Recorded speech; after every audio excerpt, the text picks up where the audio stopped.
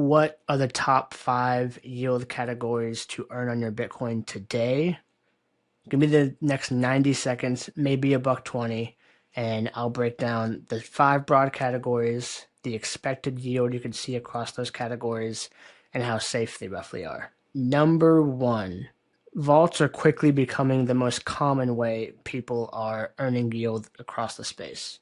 The flow is pretty simple. You take BTC, typically on a side chain, you deposit that into a specially constructed smart contract called the vault, and then the vault typically has whitelisted addresses or protocols it could use to go earn yield, and usually they're made so that only you can withdraw back out from that vault your share. But there's a somewhat wide design space here.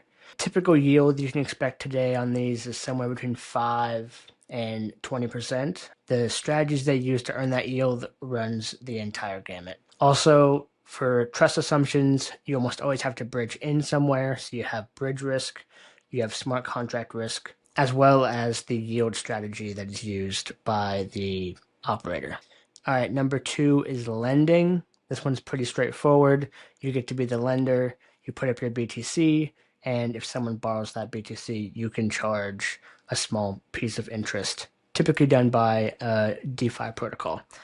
But it's important to note that this historically is a very low yield option, and it's actually because of a market force, which is that most people are not locking stablecoins into these protocols and borrowing BTC.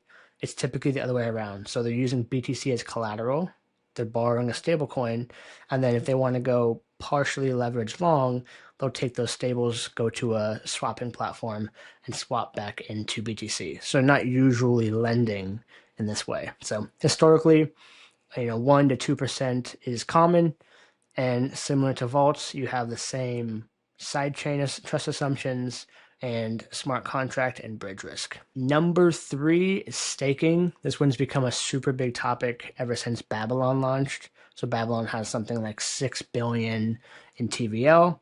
And the basic idea is that you lock up your BTC in some way. The reasons for locking vary. Sometimes it's to secure a network.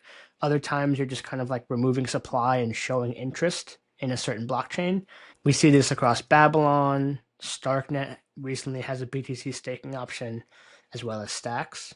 And those run the gamut when it comes to trust assumptions. Some are basically self-custody, and some you're going to already be dealing with bridge risk or wrapped asset risk or some smart contract risk, depending.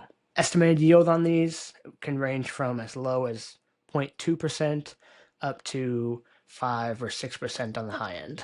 All right, number four is transaction fees. This is mostly on the Lightning side. So Lightning is a network for routing payments. Square's been in the news this week as they turned on Bitcoin payments at their US point of sale systems, and all those payments go over the Lightning network. And so if you're a node that's in the middle of two people trying to pay each other, you can take a slice of those fees.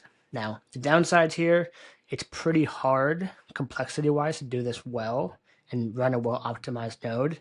And historically, the yield has been less than 1% because the Lightning network is so demand constrained. But that might be changing as I record this video, as we see Square and others get more into Bitcoin medium of exchange. Time will tell. And finally, number five is providing liquidity. And there's two big buckets that fall in this category. One, extending on Lightning, is you can provide liquidity. You can lease your liquidity to people who need it in different channels on Lightning, and you can charge them a fee for that liquidity over X amount of time. Second, and this is much more common, is exchanges and DeFi protocols need liquidity to facilitate cheap swaps for different tokens. And so what you can do is you can become an LP, a liquidity provider, and lock up tokens in what's called a pool. And then as trades happen, you get a piece of the pie and take your cut. Couple things here. The yield can be pretty high. Commonly it's double digits, moderate, say 20 to 50, but can be in the triple digits pretty quickly if you're on a busy network and it's a heavy trading day. So that's one. Second, though, is you could suffer from something called impermanent loss. So, oftentimes, the most popular pools are things like BTC and a stablecoin. And as you provide liquidity for each side of that trade and things happen, you might end up with some transaction fees, but less Bitcoin than you started. And depending what the price is doing, you might end up less well off. So, higher potential yield, more complexity of trying to understand just how well you're doing from a profit perspective.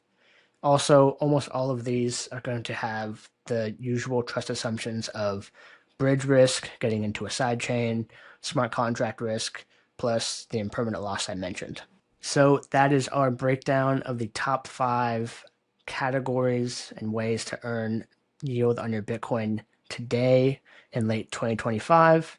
So let us know in the comments, what did you like about this style? And does any of these call out to you? Are you thinking about putting some of your BTC to work in one of the things we just mentioned? Maximize your holding with Bitcoin yield.